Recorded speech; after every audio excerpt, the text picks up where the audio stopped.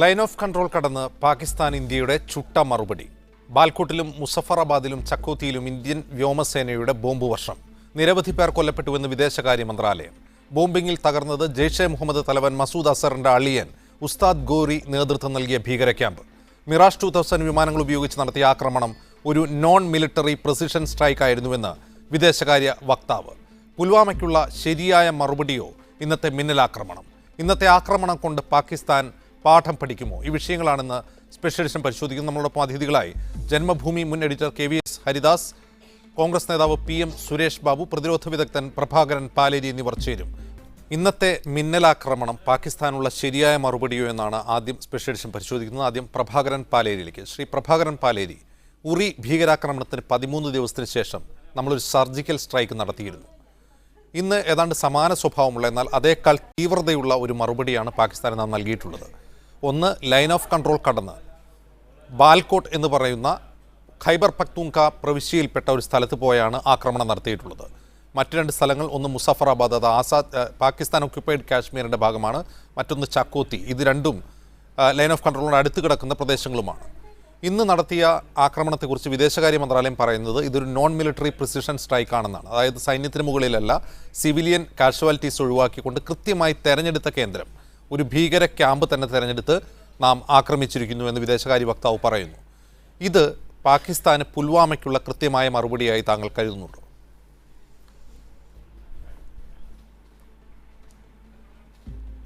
ഇപ്പോൾ നടന്നിരിക്കുന്നത് ഒരു മറുപടിയായിട്ടല്ല ഞാൻ കാണുന്നത്. വരാൻ പോകുന്ന ഭീകരപ്രവർത്തനങ്ങൾ തടയാനുള്ള ഒരു ശ്രമമായിട്ടാണ് ഞാൻ കാണുന്നത്. കാരണം ത്രെറ്റ് പെർസെപ്ഷൻ എന്ന് പറയുമ്പോൾ നമ്മൾ ഒരു ടാർഗറ്റിനെ, ഒരു ത്രെറ്റ് അറ്റാക്ക് ചെയ്യുന്നു. ആ സമയത്ത് നമ്മൾക്കുള്ള 2 ഉപാധികളാണുള്ളത്. ഒന്ന്, അതിനെ തടയുക, അല്ലെങ്കിൽ അതിനെ പ്രതിരോധിക്കുക. അത് രണ്ടും സംഭവിച്ചിട്ടില്ലെങ്കിൽ പിന്നെ നമ്മൾക്ക് അതിൻ്റെ നാശനഷ്ടങ്ങൾ കുറയ്ക്കുക. ഇതാണ് ശരിക്കുള്ള സ്ട്രാറ്റജി, അതിൻ്റെ തന്ത്രം അതാണ്.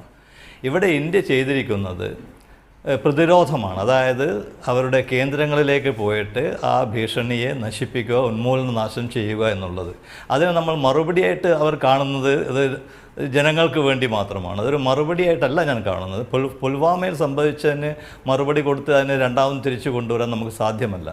ഇവിടെ സംഭവിച്ചിരിക്കുന്നത് നമ്മൾക്ക് ഇനിയുള്ള ആക്രമണങ്ങൾ താൽക്കാലികമായിട്ട് കുറക്കാൻ വേണ്ടിയിട്ടുള്ള ഒരു ശ്രമം മാത്രമാണ്. അതിന് ത്രെറ്റിനെ, ഭീഷണിയെ അവിടെ പോയി അവരുടെ സ്ഥലത്ത് പോയിട്ട് ആക്രമിച്ച് തറത്തിരിക്കുകയാണ്. ഇതാണ് എല്ലാവരും ചെയ്യേണ്ടത്. പക്ഷേ ഇങ്ങനെ ചെയ്യാനുള്ള ശക്തി സാധാരണ രാജ്യങ്ങൾക്കുണ്ടാവില്ല. ഇവിടെ ഞാൻ കാണുന്നത് ഇന്ത്യക്ക് അതിന് കഴിവുണ്ട് എന്നുള്ളൊരു കാര്യമാണ്. രണ്ടാമത്തേതാണ് നോൺ മിലിറ്ററി അറ്റാക്ക് എന്ന് പറയുന്നത്. അതായത് യുദ്ധമല്ലാത്ത ആക്രമണം. സായുധ സേനകൾ യുദ്ധം മാത്രമല്ല ചെയ്യുന്നത്, യുദ്ധമല്ലാത്ത പല സംഗതികളും സായുധ സേനകളുടെ ഓപ്പറേഷണൽ നിഘണ്ടുവിലുണ്ട്. അപ്പോൾ അത് വാസ്തവത്തിൽ സാധാരണ യുദ്ധത്തെക്കാളും വളരെ സാഹസികതയും വളരെ ഉത്തരവാദിത്വത്തോടു കൂടിയും ചെയ്യേണ്ടതാണ്. വാസ്തവത്തിൽ എന്നെപ്പോലെയുള്ള ഒരു സൈനികൻ ആഗ്രഹിക്കുന്ന യുദ്ധമാണ്. കാരണം യുദ്ധത്തിൽ എനിക്ക് പലതും ചെയ്യാം. നേരെ മറിച്ച് യുദ്ധമല്ലാത്ത ആക്രമണത്തിൽ എന്തെങ്കിലും തെറ്റ് ചെയ്തു പോയിട്ടുണ്ടെങ്കിൽ അതിനൊരുപാട് മറുപടി നമ്മൾ ചെയ്യേണ്ടി വരും. അതാണ് നമ്മൾ കാശ്മീരിൽ കാണുന്നത്. അതിനാണ് ഘോഷ് പ്രോട്ടോക്കോൾ അല്ലെങ്കിൽ പ്രേത പ്രമാണം എന്ന് പറയുന്നത്. അക്കൗണ്ടബിലിറ്റി വളരെ കൂടുതലാണ്. ഇവിടെ നടന്നിരിക്കുന്നത് യുദ്ധത്തിനേക്കാളും വലിയൊരു സംഗതിയാണ്.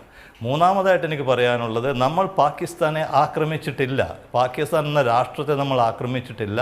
നമ്മൾ ഇവിടെ അവർക്ക് വേണമെങ്കിൽ പറയാവുന്ന ഒരേ ഒരു തെറ്റ്, അവരുടെ വ്യോമാതിർത്തി അവരുടെ അനുവാദമില്ലാതെ നമ്മൾ കടന്നു ചെന്നു എന്നുള്ള കാര്യം. അവിടെ അവരുടെ അനുവാദം ഉണ്ടായിരുന്നോ ഇല്ലയോ എന്ന് ഞാനിപ്പോൾ പറയില്ല. കാരണം ഇതിൻ്റെ പിന്നിൽ ഒരുപാട് സങ്കീർണതയുണ്ട്. നമ്മൾക്കറിയാത്ത പല സംഗതികളുമുണ്ട്.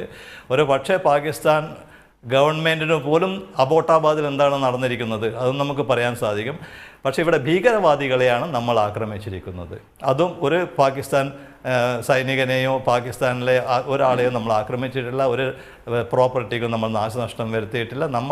നമ്മളെ ആക്രമിക്കുന്ന ഭീകരവാദികളെ സൂക്ഷ്മാക്രമണം വഴി, അതായത് നഷ്ടപ്പെടുത്തേണ്ടത് മാത്രം നഷ്ടപ്പെടുത്തിക്കൊണ്ടാണ് നമ്മൾ വന്നിരിക്കുന്നത്. അപ്പോൾ പാകിസ്ഥാനെ ഇന്ത്യക്കെതിരായിട്ട് കുറ്റം പറയുവാൻ വാസ്തവത്തിൽ അന്താരാഷ്ട്ര തലത്തിൽ യാതൊരു കാരണങ്ങളും ഞാൻ കാണുന്നില്ല.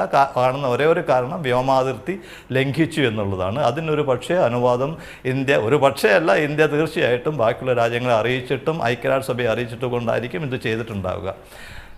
അതിനെ ഞാൻ അഭിനന്ദിക്കുകയാണ്. പക്ഷേ അങ്ങനെയുള്ള കഴിവ് ഇന്ത്യക്കുണ്ട് എന്നുള്ള കാര്യം നമുക്ക് ബാക്കിയുള്ള രാജ്യങ്ങൾക്കും മനസ്സിലാക്കും. പക്ഷേ എല്ലാ രാജ്യങ്ങൾക്കും ബാക്കിയുള്ള രാജ്യങ്ങളുടെ ശക്തിയും ശക്തിഹീനതയും അറിയാമെന്നുണ്ട്. അതുകൊണ്ട് നമ്മൾ കാണിച്ചു കൊടുക്കേണ്ടതും ആവശ്യമില്ല.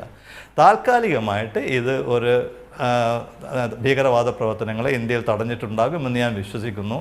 അത് രണ്ടാമതും അവർ പരിശീലനം കൊടുത്ത് രണ്ടാമതും ഉണ്ടാക്കി കൊണ്ടുവരികയും ചെയ്യും.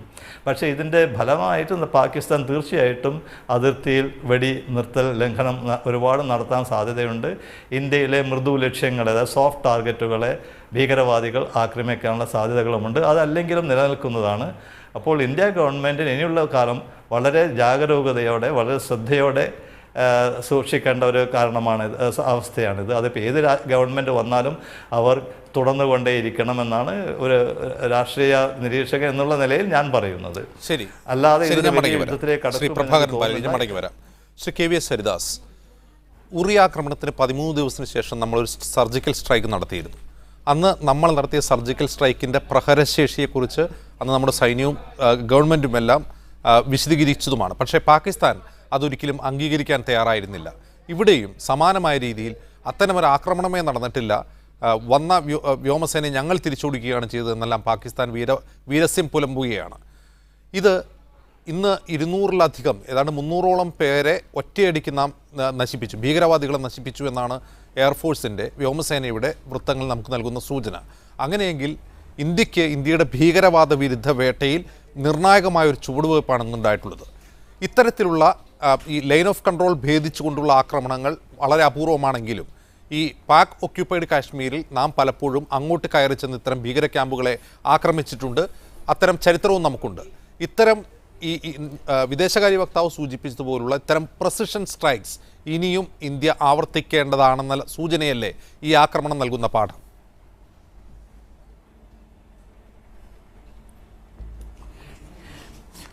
ഈ 2-3 കാര്യങ്ങളുണ്ട് ഇതിൽ.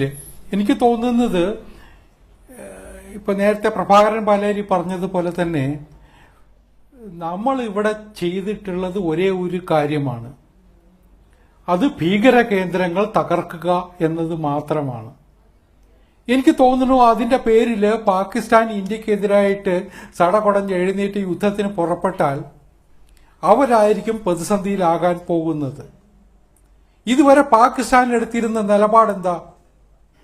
ഞങ്ങളുടെ രാജ്യത്ത് ഇത്തരത്തിലുള്ള ഭീകര പരിശീലന ക്യാമ്പുകളില്ല, ഭീകര കേന്ദ്രങ്ങളില്ല എന്നതായിരുന്നു. അതാണ് അവർ ലോകം മുഴുവൻ പറഞ്ഞ് നടന്നിരുന്നത്. അപ്പോഴും നമ്മുടെ കയ്യിൽ അതിനുള്ള തെളിവുണ്ടായിരുന്നു, ഇന്ന സ്ഥലങ്ങളിൽ ഇന്നതൊക്കെ ഉണ്ടെന്ന്. നമ്മളത് UN കൊടുത്തിരുന്നു, അമേരിക്കയ്ക്ക് കൊടുത്തിരുന്നു. അങ്ങനെ കൊടുക്കേണ്ടവർക്കൊക്കെ കൊടുത്ത് പാകിസ്ഥാന് ബോധ്യപ്പെടുത്തിയിട്ട് നടപടി എടുത്തിട്ടുണ്ടായിരുന്നില്ല. അവിടെയാണ് ഇന്ത്യയുടെ വ്യോമസേന ഇപ്പൊ സ്ട്രൈക്ക് നടത്തിയിട്ടുള്ളത്, തകർത്തിട്ടുള്ളത്. അതുകൊണ്ട് പാകിസ്ഥാന് സ്വാഭാവികമായിട്ടും അങ്ങനെ അവിടെ വലിയ ദോഷം സംഭവിച്ചു, വലിയ അപകടം സംഭവിച്ചു, മരണം സംഭവിച്ചു എന്നൊന്നും സമ്മതിക്കാൻ സാധ്യമല്ല. അത് അവരുടെ പ്രശ്നമാണ്. നമ്മളിവിടെ ഒരു കോൺട്രഡിക്ഷൻ കൂടി കാണേണ്ടതുണ്ട്. അങ്ങനെ യാതൊന്നും അവിടെ സംഭവിച്ചിട്ടില്ലെങ്കിൽ പിന്നെ എന്തിനാ പാകിസ്ഥാൻ ഇത്ര ശക്തിയുക്തം ഇന്ത്യക്കെതിരെ യുദ്ധം ചെയ്യുമെന്ന് ഇന്നിപ്പോ വൈകിട്ട് പ്രഖ്യാപിച്ചത്? അപ്പോൾ സ്വാഭാവികമായിട്ടും അവർക്ക് ക്ഷീണം സംഭവിച്ചിട്ടുണ്ട്.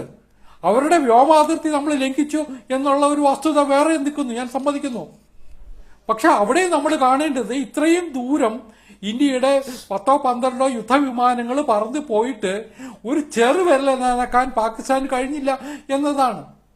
അത് പാകിസ്ഥാൻ വ്യോമസേനയുടെ, പാകിസ്ഥാൻ പ്രതിരോധ സേനയുടെ വലിയ ദുരന്തമല്ലേ കാണിച്ചു തരുന്നത്? യഥാർത്ഥത്തില് ഈ സംഭവം കഴിഞ്ഞതോട് കൂടിയിട്ട് 2-3 ചിത്രങ്ങൾ നമ്മുടെ മുമ്പിലുണ്ട്. ഒന്ന്, അവിടെ ഭീകര ക്യാമ്പുകൾ ഉണ്ടായിരുന്നു, അത് നമ്മൾ തകർത്തു. രണ്ടാമത്തേത്, പാകിസ്ഥാന്റെ പ്രതിരോധ വിഭാഗം വളരെ ദയനീയമായ അവസ്ഥയിലാണ് എന്നുള്ള ചിത്രവും നമ്മളെ ബോധ്യപ്പെടുത്തുന്നു. അതുകൊണ്ട് എനിക്ക് എന്റെ ഒരു വ്യക്തിപരമായ വിലയിരുത്തല്, ഇന്ത്യ ഇന്നിപ്പോ ചെയ്തെടുത്ത് വെച്ച് ഇത് അവസാനിപ്പിക്കാം. കൂടുതൽ നടപടികളുമായിട്ട് ഇന്ത്യക്ക് പോകേണ്ടി വരേണ്ടതില്ല തൽക്കാലത്തേക്ക്. പക്ഷെ ഭീകരപ്രവർത്തനം വീണ്ടും തുടർന്നാൽ, കാരണം അവിടെ ഭീകരപ്രവർത്തനം നടത്തുന്നത് ഈ ഭീകരന്മാർ മാത്രമല്ല എന്ന് നമുക്കൊക്കെ അറിയാം. അതിന് സർക്കാരിന്റെ സഹായം കിട്ടുന്നു, പട്ടാളത്തിന്റെ പരസ്യമായിട്ടുള്ള സഹായം കിട്ടുന്നു. അതുകൊണ്ട് അവിടെ നാളെയും അത് വളർന്നു വരും എന്നുള്ള കാര്യത്തിൽ തർക്കമൊന്നുമില്ല. ആ സമയത്ത് നമുക്ക് ചെയ്യേണ്ടി വരും പലതും. പക്ഷെ ഇന്നത്തെ നിലയ്ക്ക് നമ്മൾ ചെയ്തത് ഒരു നടപടിയാണ് നമ്മൾ സ്വീകരിച്ചത്. അതിന് ഫുൾ സ്റ്റോപ്പ് ഇടാം. വേണ്ടി വന്നാൽ ഇനി അത്തരം ഒരു പ്രതിസന്ധി വലിയത് വരുന്നുണ്ടെങ്കിൽ മാത്രമേ അടുത്ത നടപടികളിലേക്ക്, അടുത്ത സ്റ്റെപ്പിലേക്ക് പോകേണ്ടതുള്ളൂ എന്നതാണ് എൻ്റെ ഒരു വിലയിരുത്തൽ. അതുകൊണ്ട് നമ്മൾ ആശങ്കപ്പെടേണ്ട സാഹചര്യമില്ല. പാകിസ്ഥാൻ യുദ്ധഭീഷണി മുഴക്കിയാൽ, അവരതിന് മുതിർന്നാൽ സ്വാഭാവികമായിട്ടും നമ്മൾ അതിനെ എതിരിടേണ്ടി വരും എന്നൊരു വസ്തുതയുണ്ട്. പക്ഷെ അതിന് അവർ മുതിരില്ല ഈ ഭീഷണിയൊക്കെ മുഴക്കുന്നുണ്ടെങ്കിലും. കാരണം നമുക്കറിയാം, ആഗോള തലത്തിൽ, നയതന്ത്ര തലത്തിൽ നമ്മൾ ചിന്തിച്ചാൽ പാകിസ്ഥാൻ ഏതാണ്ട് ഒറ്റപ്പെട്ടിരിക്കുന്നു സർവ്വ മേഖലയിലും. അവരുടെ കൂടെ ഏറ്റവും അവസാനം വരെ നിന്ന ചൈന പോലും UN സെക്യൂരിറ്റി കൗൺസിലിൽ പാകിസ്ഥാനെ പേരെടുത്ത് വന്ന് പറഞ്ഞുകൊണ്ടുള്ള പ്രമേയം വന്നപ്പോൾ നമ്മൾ ഉദ്ദേശിച്ച സ്ഥലത്താണ് നിന്നത്. അതുകൊണ്ട് പാകിസ്ഥാൻ ഇറങ്ങി പുറപ്പെടില്ല എന്ന് തന്നെയാണ് എൻ്റെ ഒരു വിലയിരുത്തൽ. ശരി, ഞാൻ മടങ്ങി വരാം. KV സരിദാസ്. PM സുരേഷ് ബാബു, ഈ 2002 പാർലമെന്റ് ആക്രമണ സമയത്ത് ഇത്തരത്തിലുള്ളൊരു സർജിക്കൽ സ്ട്രൈക്ക് നമ്മൾ നടത്തിയില്ല. 2008 മുംബൈ ഭീകരാക്രമണ സമയത്തും നമ്മൾ ഇത്തരത്തിൽ നടത്തിയിട്ടുണ്ടോ എന്ന് നമുക്കറിയില്ല. ചിലപ്പോൾ നടത്തിയിട്ടുണ്ടാകാം. ഇത്തരത്തിൽ പരസ്യമായി ഒരു സർജിക്കൽ സ്ട്രൈക്ക് നടന്നിട്ടില്ല. പക്ഷേ ഉറി ഭീകരാക്രമണ സമയത്ത് നമ്മൾ അത് ചെയ്തു. ഇപ്പോൾ പുൽവാമ ആക്രമണത്തിൽ നമ്മളത് ചെയ്തു. ഈ ആക്രമണത്തിൻ്റെ ഒരു രീതി പരിശോധിക്കുമ്പോൾ ഇതിൽ പാകിസ്ഥാൻ ഇന്ത്യയെ കുറ്റപ്പെടുത്താൻ ഒരു റോളുമില്ല. ഒന്ന്, അവരുടെ അതിർത്തി ലംഘിച്ചു എന്നോ വ്യോമാതിർത്തി ലംഘിച്ചു എന്നൊക്കെ അവർക്ക് ആരോപണം ഉന്നയിക്കാം. പക്ഷേ നമ്മൾ കൃത്യമായി നമ്മുടെ രാജ്യത്തിനെതിരെ പോരാടുന്ന ഭീകര ക്യാമ്പുകൾ തെരഞ്ഞു പിടിച്ച് ആക്രമിക്കുന്നു. അതിൽ നഷ്ടം സംഭവിച്ചിട്ടില്ല എന്ന് പറഞ്ഞ് വിലപിച്ച് കൈപൊക്കാനേ പാകിസ്ഥാന് കഴിയൂ. പക്ഷെ നമുക്ക് നമ്മുടെ ടാർഗറ്റ് കൃത്യമായി പൂർത്തീകരിക്കാൻ കഴിയുന്നു. നമ്മളെ ആക്രമിക്കാൻ വരുന്ന ഭീകരവാദികളെ തുരത്തുന്നു, അവരെ ആക്രമിക്കുന്നു, തിരിച്ചു വരുന്നു. ഇത് ഒരേ സമയം തന്നെ പ്രഭാകരൻ പാലേരി പറഞ്ഞതുപോലെ നമ്മുടെ ഒരു പ്രതിരോധമാണ്, അതേസമയം തന്നെ കൃത്യമായ മറുപടിയുമാണ്. ഇത് ഇനിയും ആവർത്തിക്കേണ്ടതല്ലേ? ഇങ്ങനെയല്ലേ പാകിസ്ഥാൻ്റെ ഭീകരരെ തുരത്തേണ്ടത്? ഇതിനകത്ത് പ്രധാനമായുമുള്ള വിഷയം, ആദ്യം തന്നെ എനിക്ക് പറയാനുള്ളത്, ഈ നടപടികൾ രാജ്യത്തിൻ്റെ സുരക്ഷയ്ക്ക് വേണ്ടിയുള്ള നടപടികൾ എന്ന നിലയ്ക്ക് പൂർണ്ണമായ ഒരു പിന്തുണ കോൺഗ്രസ് പാർട്ടിയുടെ ഭാഗത്തു നിന്നുണ്ട് എന്ന് കോൺഗ്രസിൻ്റെ അഖിലേന്ത്യാ നേതൃത്വം പ്രസ്താവിച്ചിട്ടുണ്ട്. ഒപ്പം തന്നെ കോൺഗ്രസ് പാർട്ടിയുടെ പ്രതിനിധി എന്ന നിലയിൽ ഈ ചർച്ചയിലിരിക്കുന്ന ഞാനും ഇതിനോടെല്ലാം പൂർണ്ണമായും യോജിക്കുകയാണ്. അങ്ങനെ യോജിക്കുമ്പോഴും ചില കാര്യങ്ങൾ നമ്മൾ എടുത്ത് സംസാരിക്കേണ്ടതായിട്ടുണ്ട് എന്നെനിക്ക് തോന്നുന്നു. ഒന്ന്, നമ്മളൊരു യുദ്ധത്തിലേക്ക് എടുത്ത് ചാടാതിരിക്കേണ്ടത് അത്യാവശ്യമാണ്. രാജ്യം ഒരു യുദ്ധം ആഗ്രഹിക്കുന്നില്ല എന്നുള്ളതും ഒരു യാഥാർത്ഥ്യമാണ്. എന്ന് വെച്ച് പാകിസ്ഥാൻ കാണിക്കുന്ന എല്ലാ തെമ്മാടിത്തരത്തിനും, എല്ലാവിധ അക്രമത്തിനും കയ്യും കെട്ടി സമാധാനം നിൽക്കുക എന്ന ഒരു നിലപാട് സ്വീകരിക്കേണ്ടതല്ല. ഇന്ന് ഈ 2 ദിവസം മുമ്പ് നടന്ന പുൽവാമ അക്രമത്തിൽ വേദന അനുഭവിക്കുന്ന രാജ്യത്തെ 130 കോടി ജനങ്ങളുടെ വേദനയ്ക്ക് ഒരു നേരിയ പരിഹാരം എന്ന നിലക്കാണ് ഈ വാർത്ത ശ്രവിക്കാൻ നമുക്കെല്ലാം കഴിയുന്നത്. അവിടെ പാകിസ്ഥാന് ശ്രീ KV സരിദാസ് പറഞ്ഞതുപോലെ തന്നെ അങ്ങനെയൊന്നും സംഭവിച്ചിട്ടില്ല എന്ന് പറഞ്ഞ് കൈകഴുകൽ മാത്രമാണ് പാകിസ്ഥാൻ്റെ മുമ്പിലുള്ള ഏക പോംവഴി. കാരണം പാകിസ്ഥാൻ കാലാകാലമായി രാജ്യത്തിനും UN-ലും അതേപോലെ തന്നെ ലോകരാഷ്ട്ര സമുച്ചയത്തിൻ്റെ മുമ്പിൽ പറഞ്ഞുകൊണ്ടിരിക്കുന്നത്, ഇന്ത്യ ഞങ്ങളെക്കുറിച്ച് വെറുതെ കള്ളം പറയുകയാണ്, ഞങ്ങൾ ഭീകരവാദം പ്രോത്സാഹിപ്പിക്കുന്നില്ല, ഞങ്ങളുടെ രാജ്യത്തിന് അങ്ങനെയൊന്നുമില്ല എന്നൊക്കെ പറഞ്ഞിട്ടാണ് അവർ രക്ഷപ്പെട്ടുകൊണ്ടിരിക്കുന്നത്. അപ്പം അവരുടെ ടെറിട്ടറിയിൽ വെച്ച് ഭീകരന്മാരെ വധിച്ചു എന്ന് അവർക്ക് സമ്മതിക്കാൻ നിവൃത്തിയില്ല, യാഥാർത്ഥ്യമാണെങ്കിൽ പോലും. പക്ഷേ ഇപ്പോൾ അവർ പറയുന്നത് പത്രക്കാരെ അടക്കം ഞങ്ങൾ കൊണ്ടുപോയി കാണിക്കാമെന്നൊക്കെ പറഞ്ഞു എന്ന് അവിടുന്ന് ഇവിടുന്നൊക്കെ കേൾക്കാൻ കഴിഞ്ഞിട്ടുണ്ട്. അത് എത്രത്തോളം യാഥാർത്ഥ്യമാണെന്ന് എനിക്കറിയില്ല. ഇവിടെ ഈ ശ്രീ KVSനോട് യോജിക്കുകയാണ് ഞാൻ ഇക്കാര്യത്തിൽ. എന്താണെന്ന് വെച്ചാൽ ഇവിടെ വെച്ചിത് നിർത്തി അതിന് പാഠം പഠിപ്പിക്കാൻ നമുക്ക് കഴിഞ്ഞു. ശ്രീ പ്രഭാകരൻ പാലേരി അദ്ദേഹം ഈ ഓപ്പറേഷൻ ഭാഗത്ത് നിന്ന് വളരെ ശ്രദ്ധയോടുകൂടി കാര്യങ്ങൾ നമ്മളെ മനസ്സിലാക്കി തരുന്നതിന് ശ്രമിച്ചിട്ടുണ്ട്. അപ്പോൾ അവിടെ നിർത്താൻ നമുക്ക് കഴിഞ്ഞാൽ ഏറ്റവും നല്ലതാണ്. അങ്ങനെ നിർത്തി നിർത്തുന്നതിന് ആ ഉപബോധമായി നമുക്ക് വേണ്ടത് പാകിസ്ഥാനിൽ നിന്നുള്ള റിട്ടാലിയേഷൻ ഇല്ലാതാവുകയും വേണം. പാകിസ്ഥാനിൽ നിന്ന് റിട്ടാലിയേഷൻ ഇല്ലാതാവണമെങ്കിൽ അവരുടെ രാഷ്ട്ര നേതൃത്വത്തിന് വിവേകമുണ്ടാകണം. അങ്ങനെ ഒരു വിവേകമുണ്ടാകുന്ന ഒരവസ്ഥ ഞാൻ പ്രതീക്ഷിക്കുന്നില്ല. കാരണം അവരെ നയിക്കുന്നത് 4-5 രാഷ്ട്ര നേതൃത്വങ്ങളാണ്. അതിലൊന്നിൽ ഭീകരവാദികളാണ്, ഒന്ന് പട്ടാളമാണ്, ഒന്ന് സിവിലിയൻ ഭരണകൂടമാണ്. ഇങ്ങനെ പല ഭരണകൂടങ്ങൾ ഒരുമിച്ചാണ്. ഇന്ത്യയെപ്പോലെ ഒരു ഏകരാഷ്ട്ര നേതൃത്വത്തിൻ്റെ കീഴിലല്ല പാകിസ്ഥാൻ ഉള്ളത് എന്നതുകൊണ്ട് ഒരു യാഥാർത്ഥ്യബോധം അംഗീകരിക്കാൻ പാകിസ്ഥാന് കഴിയുമോ ഇല്ലയോ എന്നുള്ളത് കാലം തെളിയിക്കേണ്ടി വരും. ഇവിടെ വെച്ചിത് നിർത്താൻ കഴിയുന്ന സാമൂഹ്യ സാഹചര്യം വിദേശ രാജ്യങ്ങളുമായുള്ള നമ്മുടെ നയതന്ത്ര ബന്ധത്തിൻ്റെ ഭാഗത്ത് ഉള്ള പ്രവർത്തനങ്ങൾ കൊണ്ട് നമ്മളത് ഉണ്ടാക്കിയെടുക്കണം എന്നാണ് എനിക്ക് ആമുഖമായി നിരീക്ഷിക്കാനുള്ളത്. ശരി, ഞാൻ മടങ്ങി വരാം. ശ്രീ പ്രഭാകരൻ പാലേരി, ഒരു യുദ്ധത്തിനുള്ള സാധ്യത, റിട്ടാലിയേഷൻ, പാകിസ്ഥാൻ ഞങ്ങൾ തിരിച്ചടിക്കുമെന്നൊക്കെ പലപ്പോഴും വീൺവാക്ക് പറയുമ്പോഴും അത്തരത്തിലൊരു റിട്ടാലിയേഷൻ, സൈനികമായ റിട്ടാലിയേഷൻ അവർ തുനിയാനുള്ള സാധ്യതയുണ്ട്. കാരണം ഒന്ന്, ഇപ്പോഴവിടെയുള്ളൊരു ജനാധിപത്യ സർക്കാരാണ്. എന്തെല്ലാം പോരായ്മകളുണ്ടെങ്കിലും അവരുടെ ജനാധിപത്യത്തിൽ സൈന്യത്തിനാണ് മേൽക്കൈയെന്ന് നമുക്കറിയാം. ഇതേ സൈന്യം തന്നെയാണ് ഭീകരരെ അവിടെ വളർത്തിവിടുന്നതെന്നും അവർക്ക് പരിശീലനം നൽകുന്നതെന്നും അവരെ ഉപയോഗിച്ച് അതിർത്തിയിൽ നമ്മളോട് യുദ്ധം ചെയ്യുന്നതെന്നും നമുക്കറിയാം. പക്ഷേ ഇന്ത്യയും പാകിസ്ഥാനും ഒരേ സമയം ആണവ രാഷ്ട്രങ്ങളായിരിക്കെ ജനാധിപത്യപരമായി തിരഞ്ഞെടുക്കപ്പെട്ട ഒരു പാകിസ്ഥാൻ പ്രധാനമന്ത്രി ഇന്ത്യയോട് യുദ്ധത്തിന് തുനിഞ്ഞേക്കും എന്ന് കരുതാനുള്ളൊരു ന്യായമുണ്ടോ? പകരം അവരുടെ റിട്ടാലിയേഷൻ, അവർ നമുക്ക് മറുപടി നൽകാൻ ശ്രമിക്കുക ഇതേ ഭീകരവാദികളെ ഉപയോഗിച്ചായിരിക്കില്ലേ?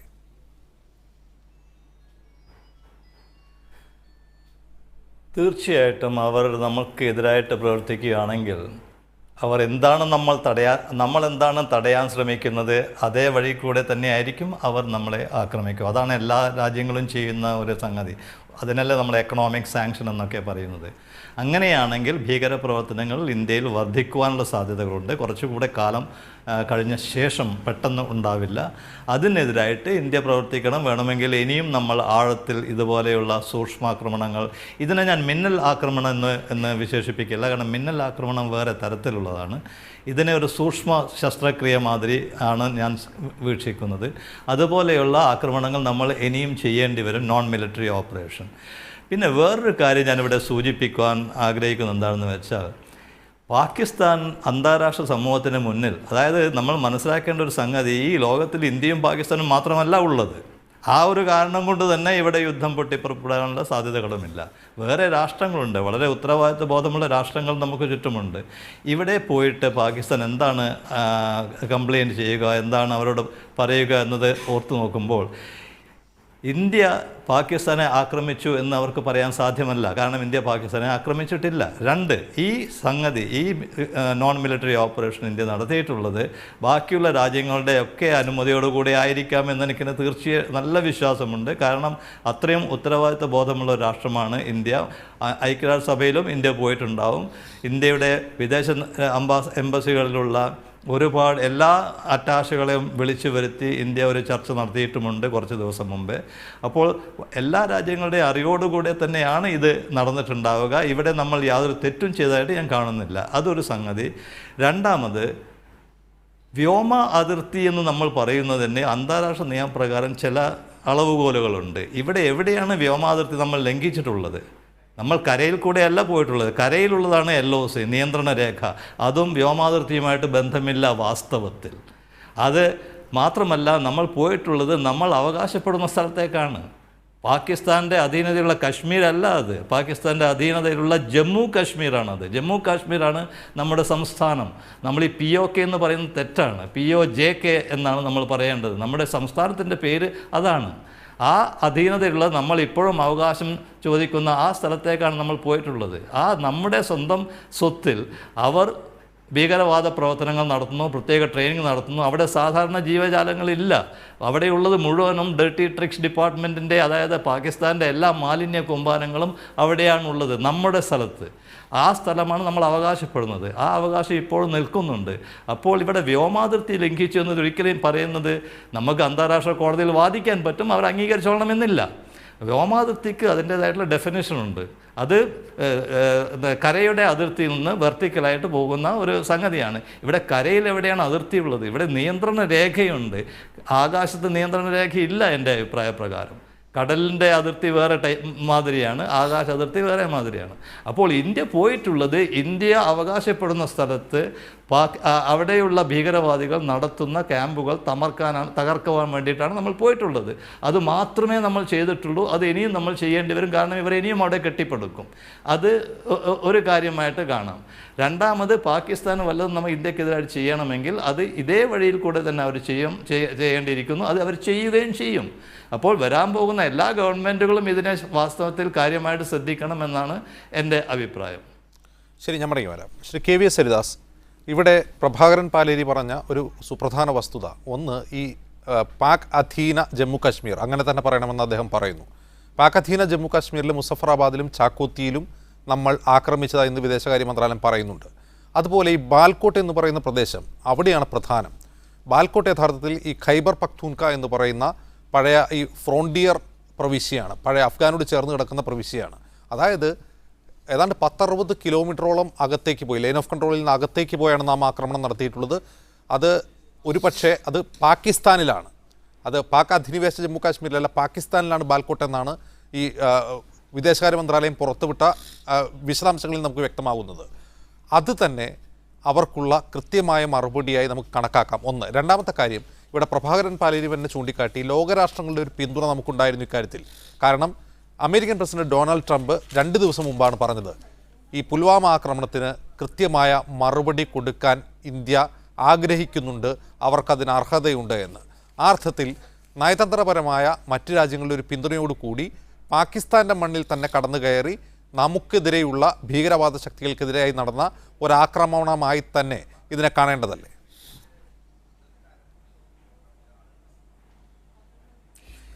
ഞാൻ അവിടെയാണ് അതിലാണ് ഒരു ഊന്നൽ കൊടുക്കാൻ ആഗ്രഹിക്കുന്നത്.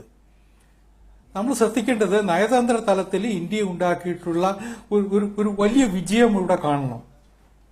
ഇപ്പം ഏറ്റവും ഒടുവിൽ സൗദി അറേബ്യയിലെ യുവരാജാവ് അല്ലെ കിരീടാവകാശി ഡൽഹിയിൽ വന്നു. അദ്ദേഹം പാകിസ്ഥാനിൽ നിന്ന് ഇന്ത്യയിലേക്ക് വരാനിരുന്നാണ്. അപ്പം ഇന്ത്യ പറഞ്ഞു അതിന്റെ ആവശ്യമില്ല. അദ്ദേഹം സൗദി അറേബ്യയിൽ പോയിട്ടാണ് വീണ്ടും ഡൽഹിയിൽ വന്നത്. അതിനെക്കുറിച്ച് ആക്ഷേപങ്ങളുണ്ടായിരുന്നു. പ്രധാനമന്ത്രി പോയി വിമാനത്താവളത്തിൽ സ്വീകരിച്ചതിനെക്കുറിച്ച് പ്രതിപക്ഷ കക്ഷികളിൽ നിന്നൊക്കെ വിമർശനമുണ്ടായി. പക്ഷെ ഞാൻ ഇപ്പോഴും വിചാരിക്കുന്നത് ആ സൗദി കിരീടാവകാശിയുടെ സന്ദർശനം ഇന്ത്യ നയതന്ത്ര തലത്തിൽ വളരെയേറെ പ്രയോജനപ്പെടുത്തിയിട്ടുണ്ട്. പാകിസ്ഥാന് മേലിൽ എന്തെങ്കിലും ആധിപത്യം സ്ഥാപിക്കാൻ കഴിയുന്ന ഒരു ഇസ്ലാമിക രാജ്യം സൗദി അറേബ്യയാണ്.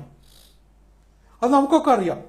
അപ്പോൾ ആ സൗദി അറേബ്യയെ പോലും വിശ്വാസത്തിലെടുക്കാൻ നമുക്ക് കഴിഞ്ഞു എന്നത് പ്രധാനപ്പെട്ട കാര്യമാണ്.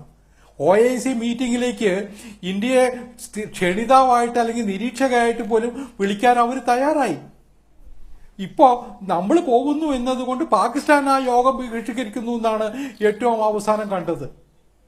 മാത്രമല്ല മറ്റ് UN സെക്യൂരിറ്റി കൗൺസിലിൽ ഇതുവരെ നമ്മൾ എന്തെല്ലാം നീക്കം നടത്തിയിട്ടുണ്ടോ അപ്പോഴൊക്കെ ചൈന എതിർക്കുകയാണ് ഉണ്ടായത്. ഈ സൗദിയുടെ കിരീടാവകാശി ഡൽഹിയിൽ നിന്ന് പറന്നു പോയത് ബീജിംഗിലേക്കാണ്.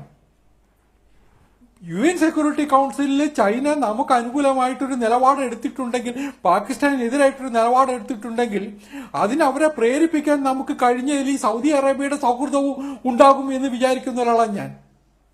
അപ്പോൾ എല്ലാ തരത്തിലും നമുക്ക് ഏതെല്ലാം രീതിയിൽ ഉപയോഗിക്കാമോ അതിനൊക്കെ ഉള്ള ശ്രമങ്ങൾ നമ്മൾ നടത്തിയിട്ടുണ്ട്. വേറൊരു കാര്യം കൂടി ഈ സമയത്ത് ഓർമ്മിപ്പിക്കേണ്ടതുണ്ട്. പുൽവാമയിൽ ആക്രമണം ഉണ്ടായ സമയത്ത് തന്നെയാണ് ഇറാനിലും ആക്രമണത്തിന് ഇതേ കൂട്ടർ തയ്യാറായത്. നമ്മൾ ഇറാനിലേക്കാണ് സുഷമ സ്വരാജ് പറന്നുപോയത്. അതിന്റെ പിറ്റേ ദിവസം അവിടെ ചെന്ന് അവിടുത്തെ വിദേശകാര്യമന്ത്രിയുമായിട്ടും മറ്റു അധികാരികളുമായിട്ടും നമ്മൾ ചർച്ച നടത്തിയിരുന്നു. കാരണം ഏതെങ്കിലും തരത്തിൽ പാകിസ്ഥാൻ അക്രമത്തിന് മുതിർന്നാൽ പഴയതുപോലെ ആയിരിക്കില്ല. ഇത്തവണ ഇറാന്റെ ഭാഗത്തു നിന്നും അഫ്ഗാനിസ്ഥാന്റെ ഭാഗത്തു നിന്നും ഇന്ത്യയുടെ ഭാഗത്തു നിന്നും ആക്രമണം പാകിസ്ഥാൻ നേരിടേണ്ടി വരും. അതിനുള്ള സന്നാഹം പോലും നമ്മൾ തയ്യാറാക്കിയിട്ടുണ്ട് എന്നാണ് ഞാൻ വിചാരിക്കുന്നത് നയതന്ത്ര തലത്തിൽ. അപ്പോൾ ആഗോള തലത്തിൽ നമുക്ക് നയതന്ത്ര തലത്തിൽ വലിയ മുന്നേറ്റം ഈ കാര്യത്തിൽ ഉണ്ടാക്കാൻ കഴിഞ്ഞിട്ടുണ്ട്. അതിൽ പാകിസ്ഥാൻ പ്രാക്ടിക്കലി ഐസൊലേറ്റഡ് ആണ്. അത് തന്നെയാണ് നമുക്കുണ്ടാക്കാൻ അടുത്ത ദിവസങ്ങളിൽ നമുക്കുണ്ടാകാൻ പോകുന്ന പ്രയോജനം. പാകിസ്ഥാൻ ഇപ്പോൾ യുദ്ധത്തിന് മുതിർന്നാൽ എനിക്ക് തോന്നുന്നു അതിനെ ശക്തമായിട്ട് അപലപിക്കാൻ ഈ ആഗോള രാഷ്ട്രങ്ങളൊക്കെ തയ്യാറാകും. അവര് കൂടുതൽ ഒറ്റപ്പെടാനാണ് സാധ്യത. അത് ഇന്ത്യയുടെ നയതന്ത്ര വിജയമാണ്. ഇന്ത്യയുടെ എന്താ പറയാ ഒരു ഈ ഗവൺമെന്റിന്റെ നേട്ടമായിട്ട് തന്നെ ഞാൻ അതിനെ ചിത്രീകരിക്കാൻ ആഗ്രഹിക്കുക. നയതന്ത്ര തലത്തിൽ നമുക്ക് വളരെയേറെ മുന്നോട്ട് പോകാൻ കഴിഞ്ഞിട്ടുണ്ട്. അമേരിക്ക ആയിക്കോട്ടെ, ഫ്രാൻസ് ആയിക്കോട്ടെ, റഷ്യ ആയിക്കോട്ടെ, അതുപോലെ തന്നെ ജർമ്മനി ആയിക്കോട്ടെ, ജപ്പാൻ ആയിക്കോട്ടെ. ജപ്പാനിലേക്ക് പാകിസ്ഥാന്റെ പ്രധാനമന്ത്രി ഇന്ന് പോകേണ്ടതായിരുന്നു. അവർ പറഞ്ഞു അങ്ങോട്ട് ചെല്ലണ്ടെന്ന്. അപ്പൊ ആ തലത്തിൽ പോലും ചിന്തിക്കാൻ ലോകരാഷ്ട്രങ്ങൾ തയ്യാറായിട്ടുണ്ടെങ്കിൽ അതിൽ തീർച്ചയായിട്ടും നമുക്കൊരു ഒരു സ്ഥാനമുണ്ട്. ആ സ്ഥിതി ഉണ്ടാക്കിയതിൽ അത് കാണാതെ പോയിട്ട് കാര്യമില്ല. ശരി, കെ വി സരിത മടങ്ങി വരാം.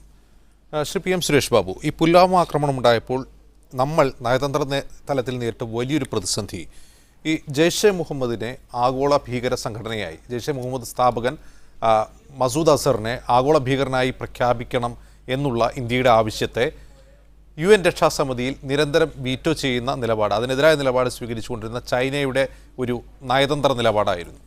ചൈനയെ കൊണ്ട് ഈ ജെയ്ഷെ മുഹമ്മദിനും മസൂദ് അസറിനും എതിരായ ഒരു നിലപാട് സ്വീകരിപ്പിക്കാൻ ഇന്ത്യക്ക് കഴിയുന്നില്ല എന്നൊരു വിമർശനം ആഭ്യന്തരമായി തന്നെ ഭരണകൂടത്തിനെതിരെ ഉയരുകയും ചെയ്തിരുന്നു.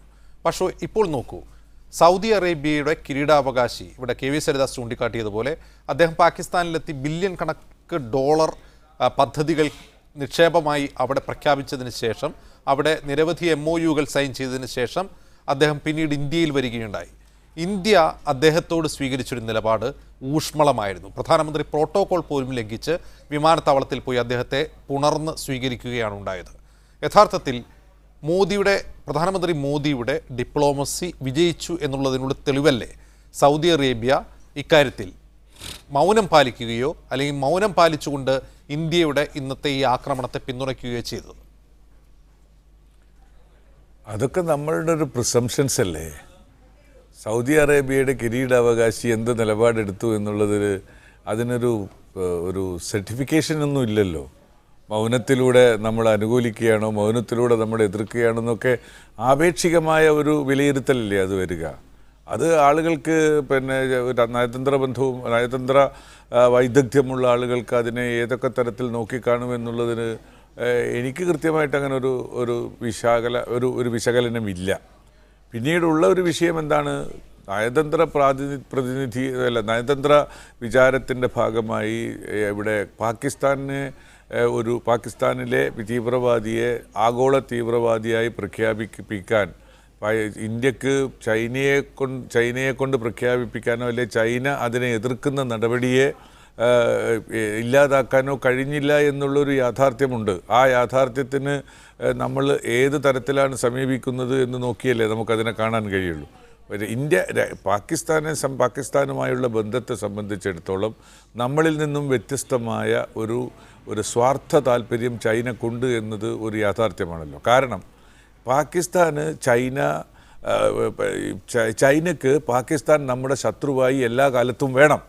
കാരണം അതിർത്തിയുടെ മറ്റൊരതിർത്തിയിൽ നമ്മളെ ആക്രമിക്കാൻ നോക്കുന്ന അരുണാചൽ പ്രദേശിൻ്റെ ഭാഗത്ത് നിന്നുകൊണ്ട് ഇന്ത്യക്ക് എതിരായ ഇന്ത്യയോട് അക്രമ മനോഭാവം സ്വീകരിക്കുന്ന ഒരു രാഷ്ട്ര സമീപനമാണ് ചൈനയുടേത്. അപ്പോൾ പാകിസ്ഥാൻ നമ്മളുമായി മിത്രത്തിലാവുകയോ അല്ലെങ്കിൽ മൈത്രഭാവം ഉണ്ടാവുകയോ ചെയ്തു കഴിഞ്ഞാൽ ശത്രുഭാവത്തിൽ ഒരു ചൈന മാത്രമായി നിൽക്കുക എന്നുള്ളത് ചൈനയെ ക്ഷീണിപ്പിക്കുമെന്നുള്ളത് കൊണ്ട് പാകിസ്ഥാനെ എല്ലാ കാലത്തും ചൈന സപ്പോർട്ട് ചെയ്തുകൊണ്ട് അല്ലെങ്കിൽ അംഗീകരിച്ചുകൊണ്ടുള്ളൊരു സമീപനം മാത്രമേ സ്വീകരിക്കുകയുള്ളൂ. അതിൽ നമുക്ക് അത്ഭുതപ്പെടാനൊന്നുമില്ല. നമ്മുടെ രണ്ട് ഭാഗത്തു നിന്നും നമുക്ക് രണ്ട് പ്രബലമായ രാഷ്ട്രങ്ങൾ നമ്മെ ആക്രമിക്കാനോ അല്ലെങ്കിൽ നമ്മുടെ ശത്രുവായി നിർത്തുകയോ ചെയ്തിരിക്കുകയാണ്. ആ സാഹചര്യത്തെ അതിജീവിക്കണമെങ്കിൽ ഇന്ത്യ ആയുധശേഖരങ്ങളിലൂടെ വലുതായിരിക്കണം. ഇന്ത്യയുടെ നയതന്ത്ര രംഗത്ത് ഇന്ത്യക്ക് വലിയ നേട്ടങ്ങൾ ഉണ്ടാക്കിയെടുക്കാൻ കഴിയണം. UN രക്ഷാസമിതി അംഗത്വത്തിൽ ഇന്ത്യക്ക് കടക്കാൻ കഴിയണം. അങ്ങനെയുള്ള നിരവധി അന്താരാഷ്ട്ര പ്രശ്നങ്ങൾ നമ്മെ സംബന്ധിച്ചിടത്തോളമുണ്ട്. ക്ഷിപ്രസാധ്യമാണ് അത്തരം ലക്ഷ്യങ്ങൾ എന്ന് വിശ്വസിക്കാൻ നമുക്ക് നിവൃത്തിയില്ല. അതിനുവേണ്ടിയുള്ള പരിശ്രമത്തിൽ ഇന്ത്യ രാജ്യം ഭരിക്കുന്ന ഭരണകൂടത്തിൻ്റെ ആളുകൾ ലോകരാഷ്ട്രങ്ങളോടുള്ള എല്ലാ സമീപനങ്ങളും നിഷ്പക്ഷതയാണ് തങ്ങളുടേത് എന്ന് അവർക്ക് ബോധ്യപ്പെടുത്താൻ കഴിയണം. നരേന്ദ്രമോദിയുടെ ഒരു നയതന്ത്ര വിജയത്തിൻ്റെ പ്രോട്ടോകോൾ ലംഘനം ഈ ഒരു സൗദി രാജകുമാരനെ മാത്രമല്ല നമ്മൾ കണ്ടത്, പാകിസ്ഥാനിൽ ക്ഷണിക്കാതെ കല്യാണത്തിന് പോയ പ്രധാനമന്ത്രിയാണ്. അതിൽ നമ്മൾ വളരെ വളരെ ഗൗരവത്തോടു കൂടി കാണേണ്ടുന്ന ഒരു കാര്യമാണ്. പാകിസ്ഥാനെ നമ്മുടെ മിത്രരാജ്യമാക്കി പ്രഖ്യാപിക്കുന്നതിന് വേണ്ടി ഒരു ക്ഷണവുമില്ലാതെ യാതൊരു പ്രോട്ടോക്കോളുമില്ലാതെ ഷറഫിൻ്റെ വീട്ടിൽ ഈ പാകിസ്ഥാൻ പ്രധാനമന്ത്രിയുടെ വീട്ടിലേക്കൊക്കെ പോയിട്ടുള്ള ഒരു ഡിപ്ലോമസി പരാജയമായിരുന്നു എന്നുള്ളതല്ലേ പുൽവാമ ആയാലും ഉറി ആയാലും പത്താൻകോട്ട് ആയാലും ഒക്കെ തെളിയിക്കുന്നത്. ഒരു കാര്യം കൂടി സുരേഷ് ബാബു, ഒരു കാര്യം കൂടി വ്യക്തത വരുത്തേണ്ടതുണ്ട്. ഇവിടെ KVS ഹരിദാസ് ചൂണ്ടിക്കാട്ടിയ ഒരു പ്രധാനപ്പെട്ട കാര്യം, ഇന്ന് ലോകത്ത് ഈ ഇസ്ലാമിക രാഷ്ട്രങ്ങളുടെ, മുസ്ലിം രാഷ്ട്രങ്ങളുടെ ഏറ്റവും വലിയ കൂട്ടായ്മയാണ് അദ്ദേഹം തന്നെ ചൂണ്ടിക്കാട്ടിയ organisation of Islamic country cooperation, OIC എന്ന് പറയുന്നത്. അതിൽ ഇന്ത്യയെ ഒരു ക്ഷണിതാവായി ഇപ്പോൾ ക്ഷണിച്ചിട്ടുണ്ട്, അത് സ്വീകരിച്ചിട്ടുണ്ട് ഇന്ത്യ ഒരു നിരീക്ഷക രാഷ്ട്രമായി. പക്ഷേ ഒരു നിരീക്ഷക രാഷ്ട്രം എന്ന പദവി നേരത്തെയും OIC ഇന്ത്യക്ക് നേരെ നീട്ടിയതാണ്. അതുപോലും സ്വീകരിക്കാതെ ഒരു സ്ഥിരാംഗത്വം നൽകണമെന്ന നിലപാടാണ് മുൻ സർക്കാരുകൾ ഈ OICയോട് സ്വീകരിച്ചിട്ടുണ്ടായിരുന്നത്. ഇതിൽ KVS ഹരിദാസ് ചൂണ്ടിക്കാട്ടുന്ന ഒരു പ്രധാന വസ്തുത, OIC എന്ന ആ ഒരു സ്ഥാപനത്തിൽ ലോകത്തെ ഏറ്റവും മുസ്ലിം ജനസംഖ്യയുള്ള രണ്ടാമത്തെ രാജ്യമാണ് ഇന്ത്യ. ആ സംഘടനയിൽ ഇന്ത്യക്ക് ഒരു സ്ഥിരാംഗത്വം അർഹതപ്പെട്ടതാണ് എന്ന് മാത്രമല്ല, ഇപ്പോൾ ഒരു നിരീക്ഷക രാഷ്ട്രമായി ആ സംഘടനയിൽ ചേരാൻ ഇന്ത്യ എടുത്ത തീരുമാനം എത്രമാത്രം പാകിസ്ഥാനെ നമുക്ക് സമ്മർദ്ദത്തിലാക്കാൻ ഉപകരിക്കുമെന്നാണ് താങ്കൾ കരുതുന്നത്? കാരണം പാകിസ്ഥാൻ കൂടി അംഗമായ ഒരു സംഘടനയാണത്. അതിലുള്ള മറ്റ് സംഘടനകളെ കൂടി കൂട്ടുപിടിപ്പിച്ചുകൊണ്ട് കശ്മീർ വിഷയത്തിൽ അത്തരത്തിലൊരു സമ്മർദ്ദം ഉണ്ടാക്കിയെടുക്കാൻ സാധിക്കില്ലേ ഒരു നിരീക്ഷക പദവി ഈ സർക്കാർ സ്വീകരിച്ചതിലൂടെ? അല്ലാതെ അതിൻ്റെ സ്ട്രക്ചറും ആ OICയുടെ ഘടനയും ആ ഘടന അനുസരിച്ച് എത്രത്തോളം നിരീക്ഷകന് അല്ലെങ്കിൽ നിരീക്ഷണ പദവിയുള്ള ആളുകൾക്ക് അവിടുത്തെ തീരുമാനത്തിനെ എങ്ങനെയൊക്കെ ഇൻഫ്ലുവൻസ് ചെയ്യാൻ കഴിയും, അല്ലെങ്കിൽ എത്രത്തോളം അതിനകത്ത് അവരുടെ റോൾ എന്താണ് എന്നതിനെക്കുറിച്ച് ഞാൻ മനസ്സിലാക്കിയിട്ടില്ല. അത് മനസ്സിലാക്കാത്തിടത്തോളം എനിക്കതിനെക്കുറിച്ച് പറയാൻ കഴിയില്ല.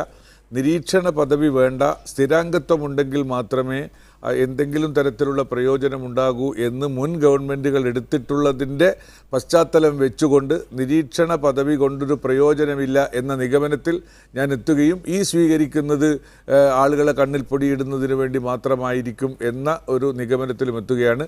സബ്ജക്റ്റ് ടു കറക്ഷൻ, ഞാനതിനെക്കുറിച്ച് വിശദമായ ഒരു ധാരണ എൻ്റെ മനസ്സിലില്ല. സുരേഷ് ബാബു, ഞാൻ മടങ്ങി വരാം. ശ്രീ പ്രഭാകരൻ പാലേരി, ഇവിടെ ഒരു പ്രതിരോധം എന്ന് പറയുന്നത്, അതായത് നമ്മൾ നിരന്തരം ഭീകരാക്രമണങ്ങൾ നേരിട്ടുകൊണ്ടിരിക്കുന്ന ഒരു രാജ്യമാണ്. പക്ഷെ നമ്മുടെ പ്രതിരോധം എന്ന് പറയുന്നത് പലപ്പോഴും നമ്മൾ ഈ ലൈൻ ഓഫ് കൺട്രോൾ ഭേദിച്ചുകൊണ്ട് ഈ പാക് അധീന ജമ്മു കശ്മീരിലെ പ്രധാനപ്പെട്ട ഇടങ്ങളിൽ നമ്മുടെ കരസേന, നമ്മുടെ ആർമി പലപ്പോഴും ഇത്തരത്തിലുള്ള സ്ട്രൈക്കുകൾ നടത്തിയിട്ടുണ്ട്. പക്ഷേ അന്നൊന്നും അത് വാർത്തയാവാറില്ല, അത് വലിയ സംഭവമായി നമ്മൾ പറയാറുമില്ല. കാരണം അത്തരത്തിലുള്ള ഈ ഭീകര പോസ്റ്റുകൾക്ക് നേരെ ലൈൻ ഓഫ് കൺട്രോൾ കടന്നുകൊണ്ട് നമ്മുടെ ആർമി കടന്നുപോയി ആക്രമണങ്ങൾ നടത്തിയിട്ടുണ്ട്. പക്ഷേ വ്യോമമാർഗം നടത്തുന്ന ഈ ആക്രമണം വളരെയധികം ശ്രദ്ധ പിടിച്ചു പറ്റുന്നു. അത്തരത്തിൽ ശ്രദ്ധ പിടിച്ചു പറ്റുന്നത് തന്നെ നമ്മുടെ ഈ ഒരു ഓപ്പറേഷൻ സ്ട്രാറ്റജിക്ക് ഏതെങ്കിലും തരത്തിലുള്ള ന്യൂനത ഉണ്ടാക്കുന്നുണ്ടോ, അതോ ജനങ്ങളിൽ കൂടുതൽ ആത്മവിശ്വാസം വർദ്ധിപ്പിക്കുകയാണോ ചെയ്യുക?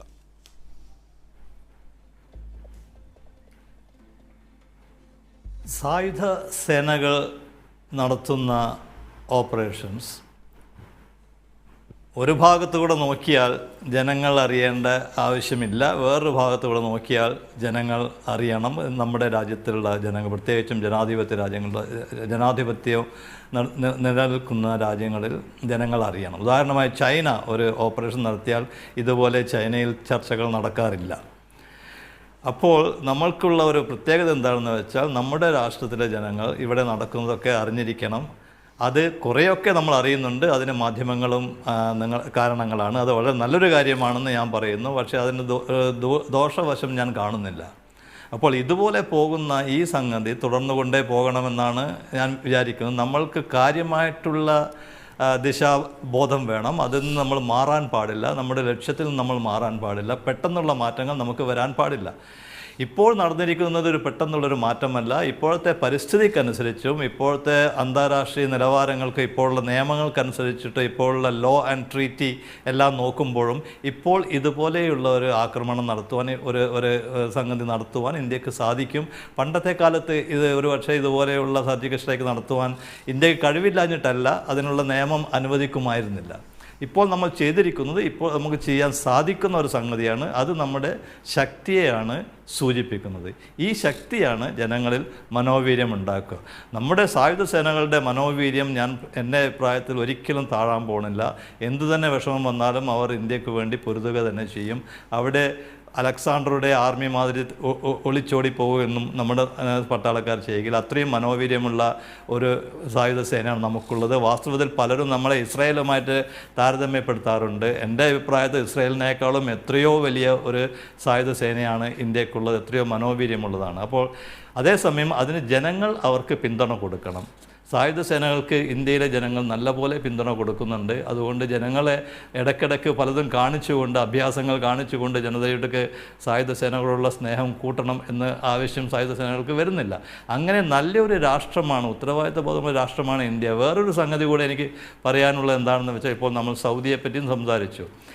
എൻ്റെ അഭിപ്രായത്തിൽ നമ്മൾ വിദേശ നയത്തിൽ ഒരു രാഷ്ട്രത്തിൻ്റെ വേറൊരു രാഷ്ട്രവുമായിട്ടുള്ള ബന്ധത്തിൽ ഒരിക്കലും ഡിസെപ്ഷൻ കൊണ്ടുവരാൻ പാടില്ല. ചൈനയുടെ വിദേശ നയത്തിൽ ഡിസെപ്ഷൻ ഒരു പ്രധാന ഭാഗമാണ്. അത് സുൻസുവിൻ്റെ ആർട്ട് ഓഫ് വാർ നമ്മൾ വായിച്ച് നോക്കിയാൽ മനസ്സിലാകും. ഡിസെപ്ഷൻ ഒരു തന്ത്രമായിട്ടാണ് കാണുന്നത്. നമ്മൾ ഡിസെപ്ഷൻ യുദ്ധത്തിലാണ് തന്ത്രമാക്കി കൊണ്ടുവരുന്നത്, വിദേശ നയത്തിൽ കൊണ്ടുവരുന്നില്ല. ഒരു പ്രാവശ്യം വഞ്ചിക്കപ്പെട്ടാൽ ആ രാജ്യത്തോടുള്ള വിശ്വാസം നമുക്ക് എന്നേക്കുമായി നഷ്ടപ്പെട്ടേക്കും. അത് ഒരു വക എല്ലാ ലോക രാജ്യങ്ങളും കൊണ്ടുവരുന്നതാണ് ഡിസെപ്ഷൻ, ചതി, വഞ്ചന എന്നുള്ളത്. അത് ഇന്ത്യ ഇതുവരെ കാണിച്ചിട്ടില്ല എന്നുള്ള കാര്യം ലോകരാഷ്ട്രങ്ങൾക്കറിയാം. എനിക്കറിയാവുന്ന ചില വ്യക്തികൾ എന്നോട് പറഞ്ഞിട്ടുള്ള സംഗതി കൂടിയാണ്. ഇത് ഞാൻ എൻ്റെ പുസ്തകങ്ങളിൽ എഴുതിയിട്ടുമുണ്ട്.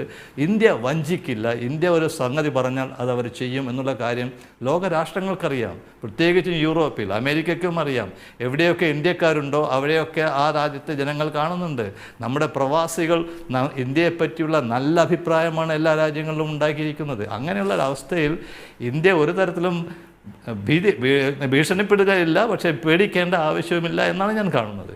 ഈ സംഗതി വെച്ച് നോക്കുമ്പോൾ തന്നെ എനിക്ക് പറയാൻ പറ്റും, പാകിസ്ഥാൻ ഇന്ത്യയുമായിട്ട് യുദ്ധം ചെയ്യാനുള്ള ഒരു കഴിവുണ്ടായാൽ തന്നെ യുദ്ധം ചെയ്യുവാനുള്ള ഒരു തോന്നൽ അവർക്ക് വരാൻ സാധ്യതയില്ല. കാരണം പാകിസ്ഥാൻ ഇന്ത്യയെ ആക്രമിക്കുകയാണെങ്കിൽ, ഇതേപോലെയുള്ള സാഹസികതയ്ക്ക് പാകിസ്ഥാൻ മുതിരുകയാണെങ്കിൽ അവർ ഇന്ത്യയെ ആക്രമിക്കുന്നതിന് തുല്യമാണ്.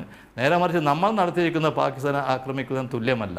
അപ്പോൾ അതിനുള്ള ശരിയായിട്ടുള്ള മറുപടി നമ്മൾ യുദ്ധത്തിൽ കൂടെ തന്നെ കൊണ്ടുവരേണ്ടി വരും. പക്ഷേ അതേസമയം ബാക്കിയുള്ള രാഷ്ട്രങ്ങൾ അതിന് അനുവദിക്കുകയുമില്ല. ഐക്യരാഷ്ട്രസഭ കഴിയുന്നത്ര ഇതിൽ ഇടപെടും. അപ്പോൾ നമുക്ക് യുദ്ധം ചെയ്യാൻ ആണവരാഷ്ട്രങ്ങളാണ് എന്നുള്ളതാണ് അതിൻ്റെ കാരണം. ശരി, പ്രഭാകരൻ പാലേരി, KVS ഹരിദാസ്, നമുക്ക് ഈ ചർച്ച അവസാനിപ്പിക്കേണ്ടതുണ്ട്. പ്രധാനപ്പെട്ട ഒരു കാര്യം ഇവിടെ ചൂണ്ടിക്കാട്ടിയതുപോലെ നമ്മൾ ഒരാണവരാഷ്ട്രമാണ്, പാകിസ്ഥാനും ആണവരാഷ്ട്രമാണ്. അതുകൊണ്ട് ഒരു യുദ്ധം ഒരിക്കലും പ്രായോഗികമല്ല മേഖലയെ സംബന്ധിച്ച്. പക്ഷേ നമ്മൾ എപ്പോഴും ചർച്ച ചെയ്യപ്പെടാതിരിക്കുകയോ അല്ലെങ്കിൽ അവഗണിക്കുകയോ ചെയ്യുന്ന നമ്മുടെ സമീപത്തെ ശത്രുവാണ് ചൈന. താങ്കൾ മുമ്പ് സൂചിപ്പിച്ചതുപോലെ ഇപ്പോൾ നമ്മൾ നടത്തിയ ഈ സർജിക്കൽ സ്ട്രൈക്കിൽ അല്ലെങ്കിൽ ഒരു പ്രിസിഷൻ സ്ട്രൈക്കിൽ ചൈനയുടെ കൂടി ഒരു മൗനമായ പിന്തുണ ഉണ്ടായിരുന്നു എന്ന് നമുക്ക് വേണമെങ്കിൽ ഊഹിക്കാം, അല്ലെങ്കിൽ അങ്ങനെ കരുതാം. പക്ഷേ അപ്പോൾ പോലും മൗലാന മസൂദ് അസറിനെ ഒരു ഗ്ലോബൽ ടെററിസ്റ്റായി, ആഗോള ഭീകരനായി പ്രഖ്യാപിക്കണമെന്ന ഇന്ത്യയുടെ ആവശ്യം ഒരു പ്രമേയമായി UN രക്ഷാസമിതിയിൽ വരുമ്പോൾ ഇപ്പോഴും അതിനോട് മൗനം പാലിക്കുകയോ അതിനോട് പുറംതിരിഞ്ഞു നിൽക്കുകയോ ചെയ്യുന്ന സമീപനമാണ് ചൈനയ്ക്കുള്ളത്. ചൈനയുടെ കാര്യം അങ്ങനെയാണെങ്കിൽ സൗദി അറേബ്യ ആകട്ടെ, താങ്കൾ തന്നെ മുമ്പ് സൂചിപ്പിച്ചതുപോലെ ഇതേ സൗദി അറേബ്യയുടെ കിരീടാവകാശി പാകിസ്ഥാനിൽ പാക് പ്രധാനമന്ത്രി ഇമ്രാൻഖാനുമായി നടത്തിയ സംയുക്ത വാർത്താ സമ്മേളനത്തിൽ പുറപ്പെടുവിച്ച സംയുക്ത പ്രസ്താവനയിൽ പറയുന്നത് UN രക്ഷാസമിതി നടത്തുന്ന ലിസ്റ്റിംഗ് റെജീം, അതായത് ചില സംഘടനകളെ, ചില രാഷ്ട്രങ്ങളെ, ചില വ്യക്തികളെ ഭീകരരായി പ്രഖ്യാപിക്കുന്ന ആ പരിപാടി രാഷ്ട്രീയമായി ദുരുപയോഗം ചെയ്യപ്പെടുകയാണ് എന്നാണ് സൗദി അറേബ്യയുടെ കിരീടാവകാശിയും ഇമ്രാൻഖാനും നടത്തിയ സംയുക്ത വാർത്താ സമ്മേളനത്തിൽ പറയുന്നത്. അപ്പോൾ ഈ രണ്ട് പ്രശ്നങ്ങളിൽ ചൈനയുടെ നിലപാടും സൗദി അറേബ്യയുടെ നിലപാടും ആത്യന്തികമായി തിരുത്താൻ നമുക്ക് സാധിച്ചിട്ടില്ല. നമ്മൾ നമ്മുടെ യഥാർത്ഥ ശത്രുക്കളെ ഇപ്പോഴും വേണ്ട വിധത്തിൽ നേരിടുന്നില്ല, നയതന്ത്രപരമായി തന്നെ എന്നല്ലേ ഇത് തെളിയിക്കുന്നത്? താങ്കൾ പറഞ്ഞത് ശരിയാണ്. പക്ഷേ എനിക്ക് പറയാനുള്ള ചില സംഗതികൾ ഇവിടെ പ്രത്യേകിച്ച് പ്രഭാകരൻ പാലേരി, താങ്കളോടല്ല, ക്ഷമിക്കണം, നമുക്ക് സമയക്കുറവുണ്ട്. ശ്രീ പ്രഭാകരൻ പാലേരി, ഞാൻ KVS ഹരിദാസിനോടാണ് ചോദിച്ചത്. KVS ഹരിദാസിൻ്റെ ചോദ്യം കേട്ടു എന്ന് കരുതുന്നു. കേട്ടിരുന്നു. ഞാനിതിൽ കാണുന്നത് ഇപ്പോൾ UN സെക്യൂരിറ്റി കൗൺസിലിൻ്റെ ഏറ്റവും ഒടുവിലത്തെ റെസൊല്യൂഷൻ, അതിൽ ഈ ഭീകര പ്രസ്ഥാനങ്ങളോടുള്ള നിലപാട് വ്യക്തമാക്കുന്നതാണ്. യഥാർത്ഥത്തിൽ ആ പ്രസ്താവന സൂക്ഷ്മമായിട്ട് വായിച്ചാൽ ഇന്നിപ്പോൾ ഇന്ത്യ നടത്തിയിട്ടുള്ള സർജിക്കൽ സ്ട്രൈക്കോ അല്ലെങ്കിൽ വ്യോമാക്രമണത്തെയോ പോലും സാധൂകരിക്കുന്നതാണ്. അപ്പോൾ സ്വാഭാവികമായിട്ടും ചൈനയ്ക്ക് അതിൽ നിന്ന് പിന്മാറാൻ പറ്റില്ല. രണ്ടാമത്തെ ഒരു കാര്യം യുദ്ധത്തെക്കുറിച്ച്, നിങ്ങളിത് സൂചിപ്പിച്ചത് യുദ്ധത്തെക്കുറിച്ചാണ്. എനിക്ക് തോന്നണില്ല ഒരു യുദ്ധത്തിലേക്ക് ഈ ഇരു രാജ്യങ്ങളും പോകും അല്ലെങ്കിൽ പോകാൻ പറ്റുമെന്ന്. അതിന് നമുക്കുള്ള ബെസ്റ്റ് ബെറ്റ് ചൈന തന്നെയാണ്. അവിടെയും ഇന്ത്യയും പാകിസ്ഥാനും തമ്മിൽ ഒരു യുദ്ധം ഉണ്ടാകാതെ നോക്കേണ്ട ഉത്തരവാദിത്തം ഇന്ന് ചൈനയ്ക്കാണ്. നിങ്ങളൊന്ന് ആലോചിച്ച് നോക്കൂ, 15 കൊല്ലം മുമ്പത്തെ പാകിസ്ഥാനല്ല ഇന്ന് ചൈനയ്ക്ക് ഒരുപാട് ഇൻട്രസ്റ്റുകളുണ്ട് പാകിസ്ഥാൻ്റെ ഉള്ളിൽ. പാകിസ്ഥാനെ ഒരു ചൈനയുടെ സെല്ലാക്കിയിട്ട് അല്ലെങ്കിൽ ഒരു ഒരു ഒരു ഒരു അവരുടെ കൺട്രോളിൽ നിൽക്കുന്ന ഭൂപ്രദേശമായിട്ട് അവർ തീർക്കാനുള്ള ശ്രമമാണ്. അത്രമാത്രം കോടികൾ അവിടെ ഇൻവെസ്റ്റ് ചെയ്തിട്ടുണ്ട്. തുറമുഖങ്ങളുണ്ട്, വിമാനത്താവളങ്ങളുണ്ട്, അവരുടെ ഒരു ഇൻഡസ്ട്രിയൽ കോറിഡോർ, വാണിജ്യ കോറിഡോർ ഉണ്ട്, അങ്ങനെ പലതും. അപ്പോൾ പാകിസ്ഥാനുമായിട്ട് ഇന്ത്യ ഒരു യുദ്ധം വരുത്തുകയും അവിടെ എന്തെങ്കിലും വലിയ നാശനഷ്ടങ്ങളും പ്രശ്നങ്ങളും ഉണ്ടായാൽ അതിൻ്റെ ഏറ്റവും വലിയ കാഷ്വാലിറ്റി ചൈനയ്ക്ക് തന്നെയായിരിക്കും. അതുകൊണ്ട് എന്തെങ്കിലും ഒരു പ്രതിസന്ധി ഘട്ടത്തിലേക്ക് പോയാൽ ഞാനിപ്പോഴും വിചാരിക്കുന്നത് ചൈന തന്നെ ഇടപെടും. അവർക്കിപ്പോൾ ഭീകര നേതാക്കന്മാരെ സംരക്ഷിക്കേണ്ടി വരുന്ന ആവശ്യകതയുണ്ട്. കാരണം പാകിസ്ഥാനിലെ ഭരണകൂടത്തെ വിശ്വസിക്കുന്നതിനേക്കാൾ നല്ലത് ആർമിയെ വിശ്വസിക്കുന്നതാണെന്ന് ചൈനയ്ക്കറിയാം. അപ്പോൾ ആർമിയോടൊപ്പം നിൽക്കുന്ന ഭീകരന്മാരെ അവർ സംരക്ഷിക്കുന്നു. അതുകൊണ്ടാണ് ഈ മസൂദിനെയൊക്കെ സംരക്ഷിക്കുന്നത്. അപ്പോൾ നാളുകളിൽ യുദ്ധമുണ്ടാവാതെ മുന്നോട്ട് കൊണ്ടുപോകേണ്ട ചുമതല ചൈന തന്നെ ഏറ്റെടുക്കും എന്നാണ് ഞാൻ വിചാരിക്കുന്നത്. ശരി, KVS ഹരിദാസ്, വളരെ സങ്കീർണമായ നയതന്ത്ര ജിയോ പൊളിറ്റിക്കലായിട്ടുള്ള സാഹചര്യങ്ങൾ നിലനിൽക്കുന്ന ഈ മേഖലയിൽ ഇന്ത്യ നിലനിർത്തുന്ന ധാർമ്മികതയും സത്യസന്ധതയും ഈ രംഗത്ത് നമുക്ക് മുതൽക്കൂട്ടാവുമെന്ന് പ്രഭാകരൻ പാലേരി ചൂണ്ടിക്കാട്ടിയത് ഒരിക്കൽ കൂടി ഞാൻ ആവർത്തിക്കുകയാണ്. കാരണം ഇത്രയും സങ്കീർണമായ ശത്രു രാജ്യങ്ങളുടെ ഇടയിൽ കിടക്കുന്ന ഇന്ത്യ പുലർത്തുന്ന സത്യസന്ധത, നയതന്ത്ര രംഗത്തെ സത്യസന്ധത നമുക്ക് ഈ പ്രതിസന്ധികളെ അതിജീവിക്കാൻ തുണയാകുമെന്ന് കരുതുന്നു. വളരെയധികം നന്ദി പ്രഭാകരൻ പാലേരി, KVS ഹരിദാസ്, PM സുരേഷ് ബാബു ഈ ചർച്ചയിൽ പങ്കെടുത്തതിന്, പ്രതികരിച്ചതിന്.